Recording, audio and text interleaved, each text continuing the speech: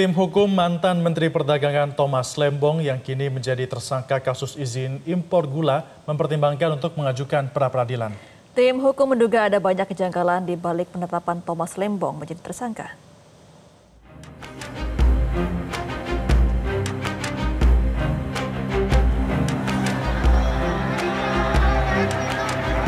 Berompi merah muda, mantan Menteri Perdagangan Thomas Lembong hanya tersenyum saat dihujani pertanyaan oleh wartawan.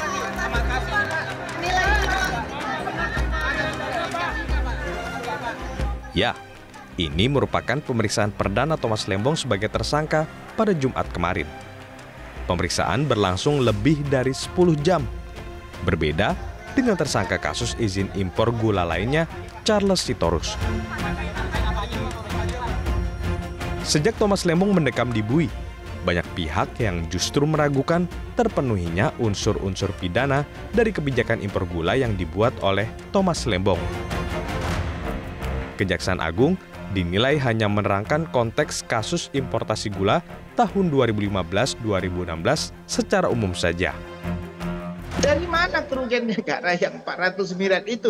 Kan ditanya, kerugian negara itu berasal dari perbuatan apa? Kalau tadi dikatakan berasal dari maladministratif gitu ya, kesalahan administratif, kebijakan yang salah.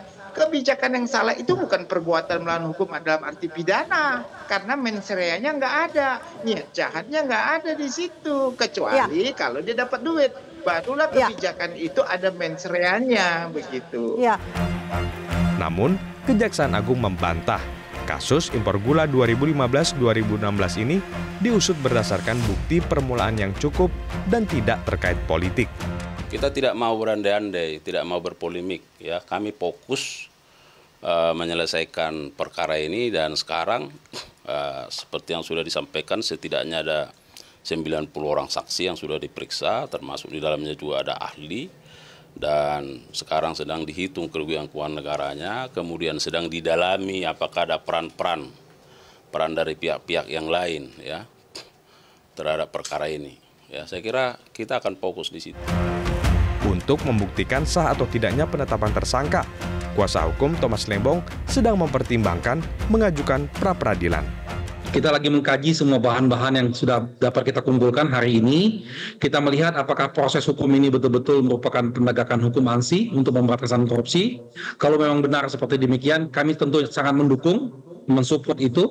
Tapi kalau ada hal-hal yang lain, kita akan keberatan terhadap hal tersebut. Untuk itu, terhadap kejanggalan-kejanggalan beberapa peristiwa, termasuk tentang penahanan saat ini, kami lagi memikirkan untuk mengajukan gugatan pra-peradilan.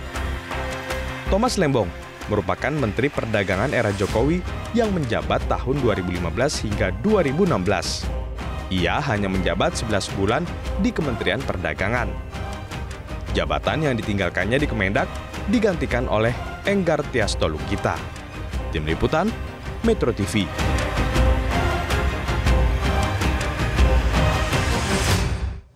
Jelajahi cara baru mendapatkan informasi. Download Metro TV Extend sekarang.